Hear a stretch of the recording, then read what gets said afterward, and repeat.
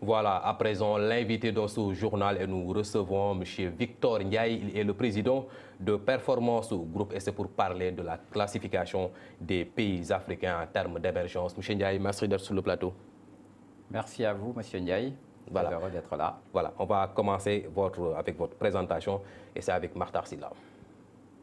Comme dans un scénario de destins croisés et convergents, j'ai rencontré Victor Gorom Ndiaye, que je connaissais de nom et de réputation au Cameroun il y a 11 ans, lors d'une de ses missions d'accompagnement de la communauté des États d'Afrique centrale, la CEMAC.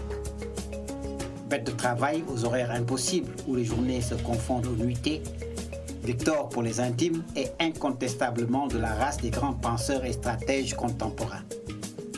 Pas étonnant lorsqu'on est un pur produit des classes préparatoires aux grandes écoles, diplômé de HEC Paris, titulaire d'un MBA de l'Université Berkeley des États-Unis d'Amérique, ancien consultant chez IDES Consultant de Charles Riley Consultant International, groupe français haut de gamme et indépendant de conseil en stratégie, organisation et conduite du changement, et last but not least, banquier d'affaires chez Morgan Stanley.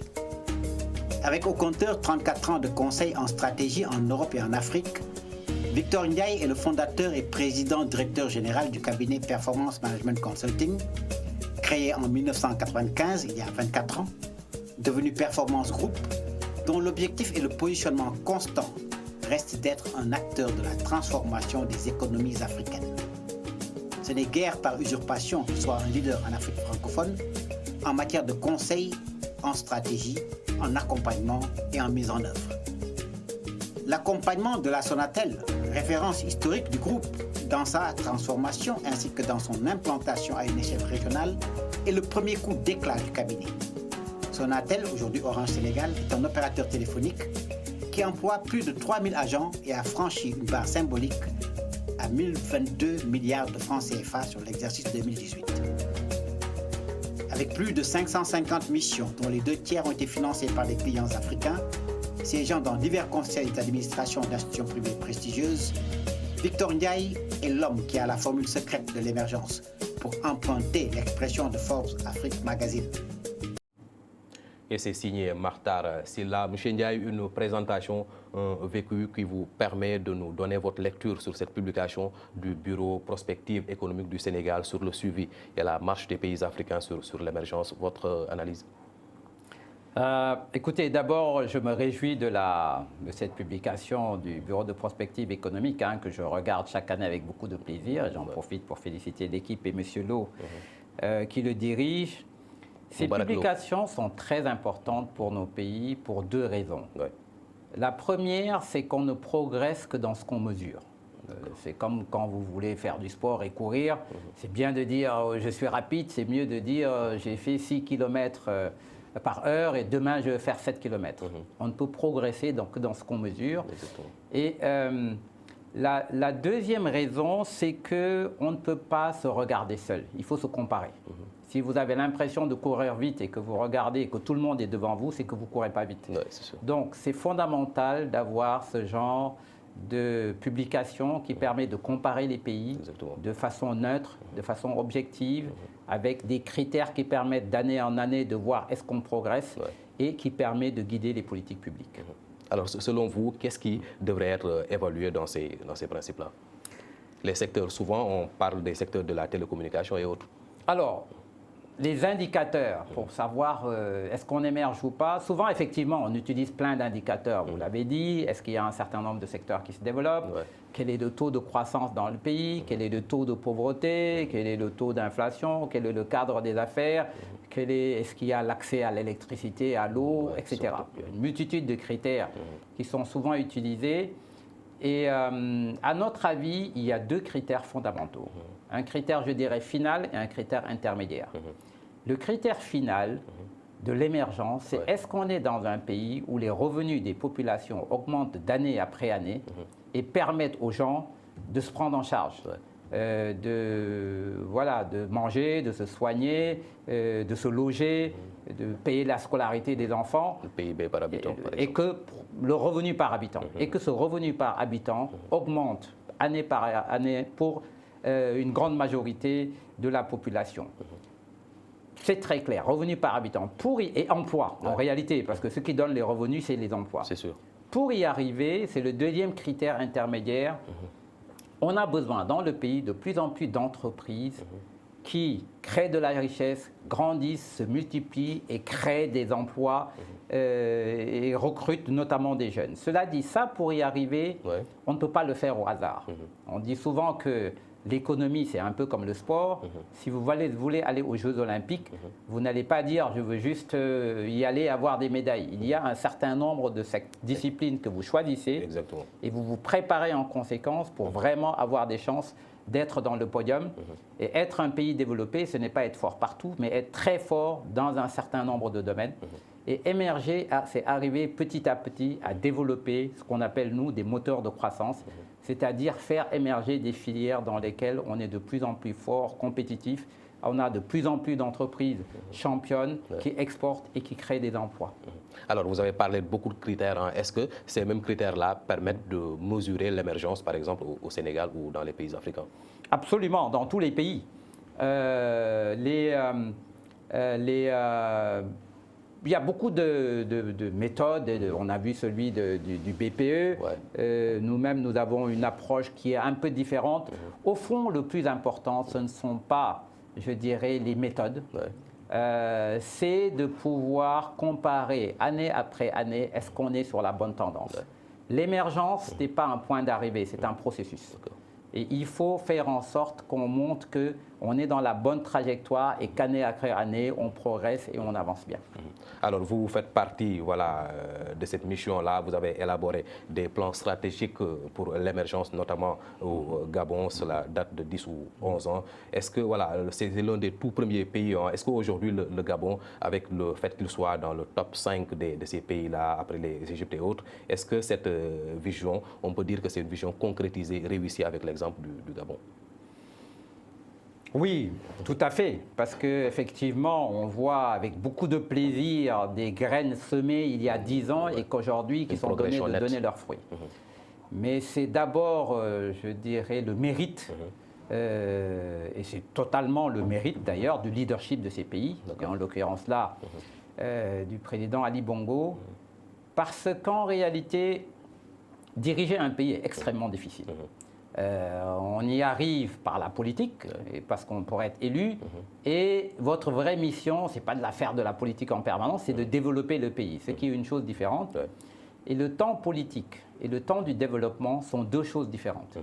Le temps politique, c'est des élections au minimum tous les 5 ans, et en réalité même tous les 2-3 ans avec les différentes élections qu'on trouve dans les différents pays. Le temps du développement, c'est au moins 10-15 ans pour arriver à faire émerger des filières compétitives. Et il faut un sacré courage pour prendre aujourd'hui les bonnes mesures qui, en réalité, ne seront visibles qu'après les prochaines échéances électorales. Le plus tentant, souvent, c'est de dire on va faire vite quelques mesures qui soient visibles pour les populations. Ils vont dire, bon, on est en train de faire du bon travail. Mais ça, c'est comme soigner une plaie juste en mettant du sparadrap dedans. Vous la cachez, mais vous ne la soignez pas. Souvent, c'est à l'aube d'élection que l'on voit ces plans-là exécutés. Bon, en tout cas, je dirais, c'est tentant, en tout cas, dans le politique, puisque les échéances arrivent, d'essayer de montrer des choses. Mais le temps du développement, il est plus long. Et c'est un travail de fond qu'il faut mettre en place petit à petit pour faire en sorte, au bout de quelques années, de voir des filières émerger. Et c'est certainement au-delà des délais de mandat politique. Alors, je vais rester sur l'exemple du Gabon, un exemple réussi d'émergence. Quelle est cette formule-là qui a permis cette réussite-là? Surtout que vous avez bénéficié de la confiance d'un État africain, si l'on voit que il y a beaucoup d'agences, une plage étrangère sur ces agences de production de ces plans d'économie-là et d'émergence. Le formule. Oui, bon, la formule, moi je dirais, c'est d'abord, là aussi je reviens au leadership, c'est d'avoir un leadership africain qui fait de plus en plus confiance en soi-même, en ses enfants, en ses talents, parce qu'on ne peut pas se développer en n'ayant pas confiance en soi-même. C'est sûr. On a longtemps, je dirais, vécu en ayant des experts blancs qui venaient nous dire ce qu'il faut faire. On est aujourd'hui à une époque où l'expertise est une des choses peut-être les mieux réparties. Ouais. Moi-même, j'ai fait 10 ans de conseil en stratégie en Europe et en conseillant de grands groupes européens pendant 10 ans avant de créer Performance et de rentrer en Afrique. Et je dirais que ce que peut-être ces dirigeants constatent à juste titre, c'est que en plus de l'expertise qui est partagée par tous, ces experts et compatriotes africains leur apportent deux choses. Premièrement, c'est une connaissance du contexte et des réalités du tissu économique local qui est unique. Depuis 27 ans que Performance a été créée, nous avons fait plus d'une centaine de missions, ça a été rappelé tout à l'heure, en Afrique à tous les niveaux. Les entreprises, les États, les organisations régionales, UEMOA, CEMAC, CEDEAO, et le niveau continental de l'Union africaine. C'est une masse de connaissances extraordinaire qui a été amassée et qui est extrêmement utile si on veut aider nos pays. La deuxième chose, c'est la présence locale dans la durée. Parce qu'en réalité, il ne s'agit pas seulement de faire de beaux rapports, de les laisser et de partir. La grande bataille, ce n'est pas la conception, c'est la mise en œuvre et l'exécution. Et on voit souvent en Afrique que l'exécution pêche. Ça fait défaut. C'est fondamental d'avoir des acteurs qui sont à côté de vous et qui vous aident et qui aident les différents acteurs dans la mise en œuvre. Alors, pouvez-vous nous donner des exemples concrets sur cette transformation du Gabon basée sur une stratégie que vous avez vous-même élaborée? Absolument. Bon, il y a plusieurs exemples. J'en donnerai un ou deux exemples. D'abord, en 2010, le Gabon vivait de la valorisation de ses matières premières, uniquement, essentiellement trois, le pétrole, le manganèse et le bois. Rien n'était transformé localement, c'est des richesses dont le pays a hérité, qui sortaient et qui étaient toutes exportées. En 2010, suite au travail qui a été fait, le président de la République a décidé que le pays n'exporterait plus de grumes de bois. C'est une décision extrêmement courageuse. Parce que, d'abord, beaucoup d'entreprises ne vivaient que de ça, toutes les entreprises forestières qui coupaient le bois et l'amenaient. Et en plus, le fisc aussi vivait beaucoup de ça, parce que toutes ces entreprises payaient beaucoup d'impôts. Du jour au lendemain, on n'exporte plus. Une série d'autres décisions ont accompagné cela. La création d'une zone économique spéciale dédiée au bois, la mise en place d'un nouveau port, formidable nouveau port qui est maintenant en place, toute une infrastructure logistique, la formation professionnelle, l'environnement des affaires. Il y a tout un tas de mesures qui ont été prises et qui font maintenant que le Gabon a un tissu économique de 80 entreprises dans la filière bois, à l'heure où je vous parle, qui sont dans la zone économique, qui produisent du bois transformé. Ils font des contreplaqués et ils font surtout des meubles qui sont exportés un peu partout dans le monde. Et il y a autour de ça ce qu'on appelle, nous, une grappe qui est en train de naître. Par exemple, il y a 2 mois, on a inauguré une usine qui fait de la colle pour contreplaquer. Quand vous allez très loin dans le développement d'une filière, vous vous rendez compte qu'il y a tout un tas d'activités connexes aussi qui se développent avec. Et c'est ce que j'appelais tout à l'heure, si vous voulez avoir une médaille aux Jeux Olympiques, vous devez être très fort dans ce domaine. Et quand vous êtes très fort, vous arrivez à développer énormément de choses. Et voilà, ça c'est l'exemple du bois. J'aurais pu parler de l'agriculture. En 2010, le Gabon importait tout ce qu'il mangeait. Des infrastructures. Et aujourd'hui, ils exportent, par exemple, beaucoup d'huile de palme un peu partout dans le monde. On avait pu parler du manganèse qui était exporté brut pendant plus de 50 ans, aujourd'hui qui commence à être transformé. Il y a dans une série de secteurs vraiment des moteurs de croissance qui sont en train de se bâtir. Alors, cette formule, la formule du Gabon, apparemment très réussie, ce n'est pas ce qu'on peut dire pour tous les autres pays africains. Est-ce que, par rapport à votre expérience, vous êtes confiant quant à l'atteinte de l'émergence par les pays africains? Oui, totalement. D'abord, c'est un processus. Et voilà, il y a une dynamique qui est très encourageante. Quand on regarde le Gabon et ce qui a été semé donne aujourd'hui 10 ans après. Et comme je dis, c'est un chemin qui est en cours et qui donne de très bonnes perspectives pour demain. Ce qui est vrai là-bas est possible partout. Tous les pays africains ont des ressources. Elles ne sont pas les mêmes d'un pays à l'autre, mais tout le monde a des ressources naturelles. C'est un des dons de l'Afrique. Et quelquefois, c'est le soleil qui vous permet de développer le tourisme, d'énerver de l'énergie solaire. On a énormément de ressources. La deuxième chose, c'est que l'Afrique est le continent du XXIe siècle. On a une dynamique, notamment démographique, qui est la plus importante au monde. Aujourd'hui, l'Asie et la Chine notamment sont en déclin démographique. Il y a une croissance qui est encore là, mais est en déclin démographique. La vraie dynamique démographique dans le monde et en Afrique, c'est une chance extraordinaire. Elle peut être une bombe aussi si on ne donne pas des emplois aux jeunes. Ouais, avec le taux de chômage surtout. Absolument. Donc, ressources naturelles, ressources humaines, mais ça ne suffit pas. Vraiment, transformer un pays, c'est du savoir-faire. Il faut qu'on forme notre jeunesse et effectivement, il faut qu'on développe une vision qui définisse vraiment ce qu'on veut devenir, notre ambition, et qu'on mette en place des plans extrêmement rigoureux pour les mettre en œuvre. Alors, on a vu passer les OMD, c'était fixé, je pense, en 2015. Dans quel délai vous situez l'atteinte de l'émergence dans les pays africains? Écoutez, comme je disais, l'émergence est un processus. Et peut-être que, je crois que, comme le disait un président africain, c'est une course de fond qu'il faut courir comme une course de vitesse. En réalité, il n'y a pas de miracle. Les choses ne vont pas vite. Et comme je disais, le temps de l'émergence, c'est plus 1-2 générations, c'est pas 5 ans. Et le plus important, c'est d'être dans une dynamique de progrès et de faire en sorte que d'une génération à l'autre, ce que la génération précédente a fait, on bâtisse de ça pour continuer.